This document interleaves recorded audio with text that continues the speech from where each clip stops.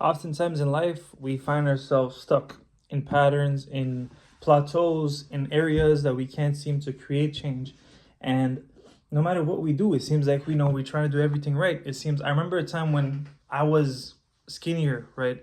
And I couldn't find myself to gain weight.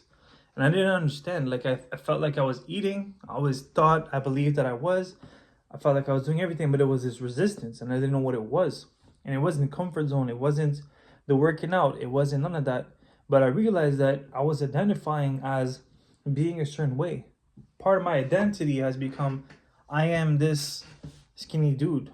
And the issue there was that there's nothing that I could do because my brain was fixated on this. And that wasn't just a limitation. That was just a that's just how things work, right? If you believe that this wall right here, for example, is made out of bricks, and that beyond this wall is nothing, it's just complete rocks, it's just rocks all over, then no matter what you try, you'll never push against this wall because you believe for it to be like absolute in a way, right? This is part of your reality.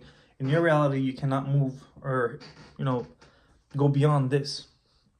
But when you realize that that is something that you do, right? When you catch yourself and have the awareness that, okay, like that this is happening. I consider myself this way. This is how I find, comfort in recognizing myself. Boom. Do I like that? Right? Like then you have to sit with that observation and ask yourself, we got to ask ourselves, is this helping me towards growth or is this stopping it? And growth in all aspects, right? I use that example of weight, but you could apply this to money. You could apply this to, relationships. You could apply this to the people you hang out with. You could apply this to whatever, right? Business and the jobs that we applied for, the fields that we want to study, all of these things, right? When we see the power that we have in how we identify ourselves, then we can go and realize that there are things that we are and there are things that we are not. We also got to understand that there is a peace, there is a comfort in identifying a certain way because it does make us feel as if we are in control, right? That is part of the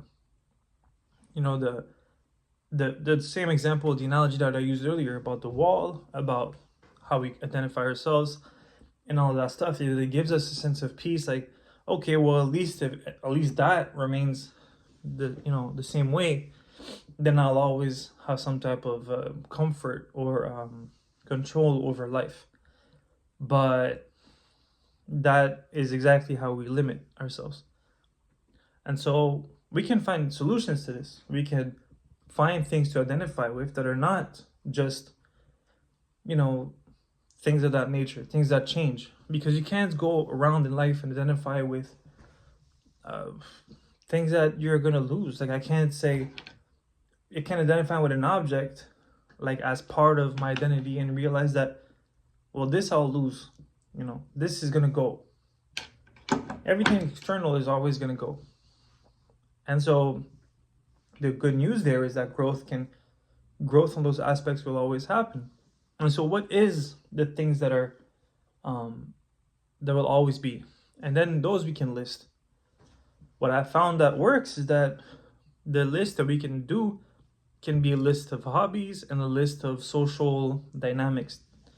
Who are we in relationship to people, and who are we based on certain hobbies and activities that we recognize ourselves in, right? The first part of this is who we are in relationship to people. Then we can make this list, and this is repetitive, sort of the rest of the videos, right? And because it's just that simple. Like the world asks us this question, and this is like the theme that has been repeating itself lately in my videos. But you can use this mentality and use it for all of these issues, and is the following, is that the world always asks you one question. It always asks us one question. It's, who are you, right? and we answer it the best that we can. So we're gonna sit there with the idea, for example, of the world asks us, "Who are you?" Right? And you respond, "Oh, I'm a skinny dude," or I'm rich, I'm broke, I'm this, I'm that. You see, all of that are identities to the question that the world asks you. And there are answers which are true and answers which are not. So for example, the idea of identifying with external objects, not true. It can't be true because that leaves. The idea of being skinny, it's only true momentarily, the same way that this is true. But it can change. Like it can change that I gain weight. It can change that I lose weight. It can change that I make more money, that I make less money, etc. But on this other end, there's also things that won't. Even if I lose the money, the exterior objects, or I lose, you know, whatever. Even if I was to lose my life, there are still things that remain. And in as far as who I am, and it's who am I, who was I, or am I to people? Who am I in relationship with other people? I am a son. I am firstborn. I am etc. etc. etc. And then there's also a list of things that when I give myself to them, like, it could be arts, it could be hobbies, it could be walks, for example. It's to each their own, that I recognize myself in, and when I do them, I lose track of time, and it feels like me and this, I become one. There's like you forget everything as you are giving into these activities. Flow state, they call it, right? And that's a great place to start, right? Because if we always revert back to this idea, if we always turn back to this thing of, well, instead of focusing on the outside, let me look at these things and attach myself to them and surrender to them. There's this way of learning, right? I use this often. It's first, I've learned this in a book, but it's first you learn about something. So you look at these things, you make your list, etc. You understand it. You go and understand the role, what it involves, what it means to you, how deep and personal that actually is. You sit with this information, you think to yourself, well, true, it kind of makes sense that everything is going to leave. It kind of makes sense that, yeah, there are things which I'll be even if I lose that. So, which ones should I rely on more than the other, right? Should I rely on identifying myself with objects that are going to lose, or should I work on those grounds, or work with these parameters which I know are of actual value because they are of actual substance, in order to build. And then from there we can move forward in a way that doesn't have limitations. We can move, whether it is in fitness, whether it is in business, whether it is through emotional dilemmas. This you can use across the board, and as we revert back to it, we find more clarity, because it makes sense that you would find clarity, right? If this is something that applies wherever you go, as everywhere you go, you'll be there. And this brings you clarity as how do you feel you should act? How do you feel what should you respect? What should you, how much should you attach yourself to things? It gives us clarity on all these different aspects, right? But to revert back to the initial point of this conversation is to realize that this is why some growth can be stunned. It's to think that it could be as stagnant as identifying ourselves with things that are temporary, things that are going to leave, right? It doesn't mean that you shouldn't go and get the things you want out of life. It means that the attachment is what will make us suffer. And this is the second part of this conversation, is to understand how much suffering we are actually putting ourselves through by giving into this mindset which doesn't actually work. This is what happens when people talk about heartbreak, when people talk about losing friends and losing people, etc. Is because there are, and to an extent, there is this attachment to something which is outside of yourself. Remember when I bought, one time I went, when we bought a motorcycle, right? And as we went there, the guy, as he was selling the bike, he was so upset about letting it go that he started to get emotional, right? And he cried. And I just remember that scene because it was so vivid as to the attachment that this person has made with this object. But realistically, even though you can be, you can think of memories, you can think of this and that, and maybe it represented things to him, such as a certain freedom in a certain sense that he won't get to experience, or things of that nature. But that was one representation of how attached we get to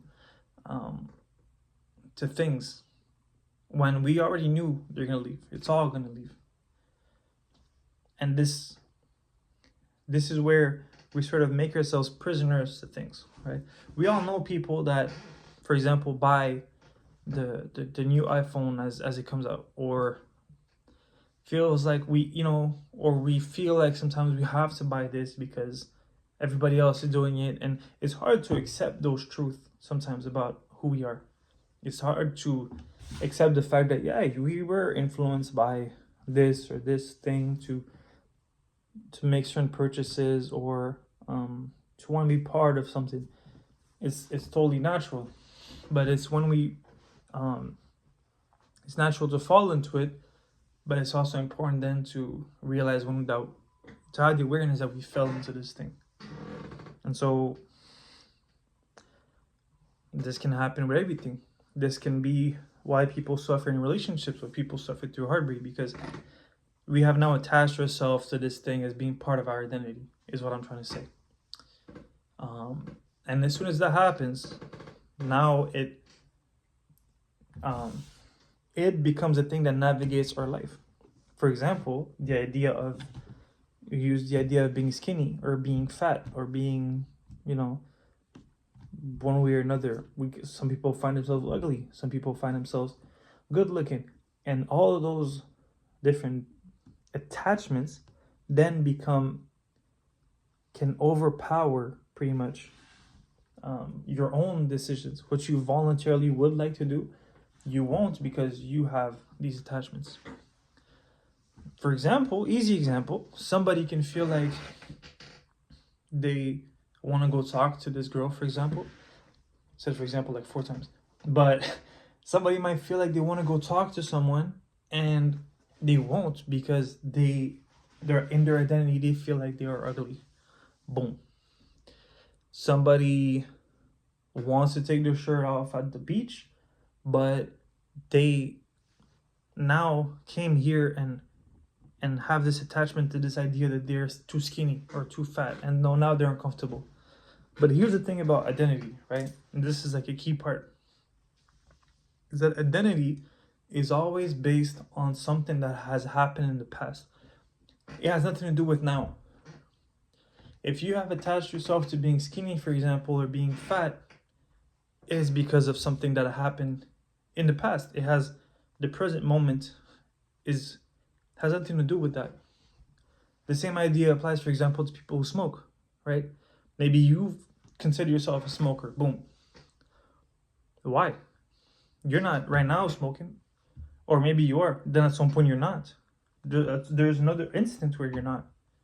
At that instant, why do you bring that here? That person, that moment there. If in that moment you decide to attach yourself to this idea of being a smoker, you now, it's by choice. It's not a fact. It's not factual. And so that is the starting point. The starting point is to understand that we have a role to play into building these blocks which stop us from moving forward by attaching ourselves to things that are outside of our control. And from that point, we can start to let them go. But it is hard to let them go unless you have something else to hold on to. And that's what we were talking about earlier. There are better things to hold on to rather than that. There are better things to hold on to that will give us meaning, connection, intimacy, and, you know, all those things, purpose in our life, instead of looking for them in those exterior things. And that's the examples that I was giving earlier. And if you can just list those things, you will find it so much easier to let go of everything else. You can let go of the drugs, the relationships that don't serve you, the you know, the identities that are actually stopping you from moving forward. And you realize that none of those things that I was attaching myself to are like absolute. They're just sort of momentary. They were true at one point, and they're not. And so I'm not going to allow that to dictate my current actions. That's it. That's it for the video. Thank you for watching. I hope that I was clear. I know that in some of these instances I sort of explained the links between two things, past, after, at places that may seem odd is what I'm trying to say. But I think that it was clear enough. If you have any questions or comments, let me know in the chat, or in the comment section. Subscribe, like, and let me know what you guys would like to talk about next. See you.